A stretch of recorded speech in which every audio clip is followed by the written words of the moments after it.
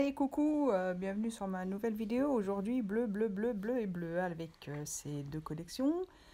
Toujours Swan Flower, toujours sur le thème de la mer. Il faut vraiment y aller. En attendant, on va jouer avec le bleu primaire de chez Sennelier. Là, je vous montre les tampons de fond, un tampon non monté de la Fée du Scrap et un tampon gris de Florilège.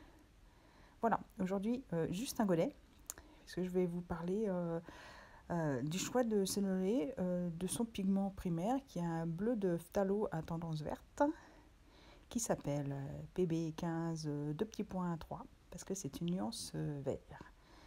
Chaque fabricant choisit sa couleur primaire et l'intitule comme il veut.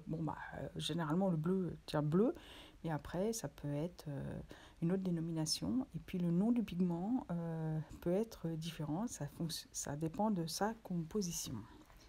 Je ne vais pas rentrer dans des histoires de chimie et savoir ce qu'il y a dedans. Mais en tout cas, il s'appelle PB et il n'y a qu'un pigment qui est nommé. Ça veut dire qu'il est pur et il y a un seul pigment. Ça tombe bien, comme c'est une primaire, vaut mieux qu'il soit pur pour avoir des couleurs secondaires qui sont des mélanges de pigments purs. Alors, cela dit, je fais une carte comme ça. C'est un peu la carte d'identité du godet de couleur primaire. Je mets une couleur foncée et puis je l'ai un peu tiré. Alors, j'utilise là un nouveau pinceau que j'aime bien. Il est le petit frère ou le grand frère du Dagger. Je viens juste de l'utiliser. Bon, alors, il est gros, donc il retient bien l'eau. Il est chouette, hein, il est en pigment, en pigment, il est en poil synthétique, il retient l'eau et quand il est sec, il est tout doux sur la peau. Ça veut dire qu'il est tout doux sur le papier. Il est plutôt sympa. Ce sont des pinceaux que j'ai achetés dans une papeterie. Ça existe encore, en province en tout cas. Il y avait un rayon Beaux-Arts. Je suis allée au bord de la mer.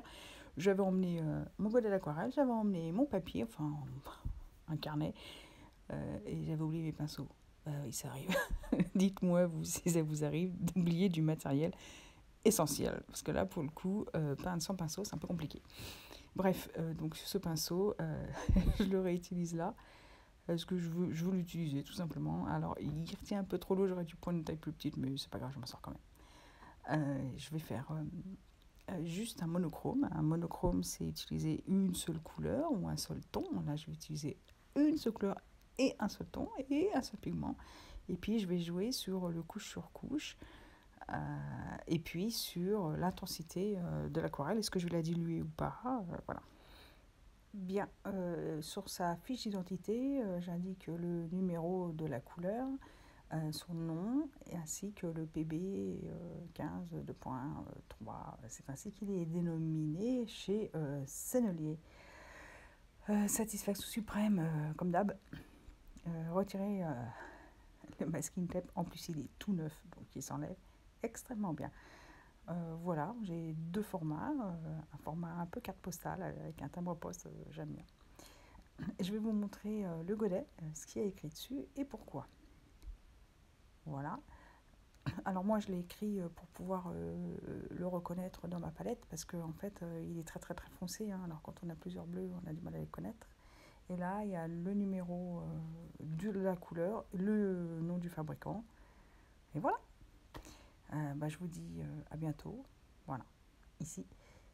J'espère que ça vous a plu et puis je vous ferai une petite série et puis je vous continuerai à vous parler des pigments parce que c'est passionnant. Allez, ciao, à bientôt.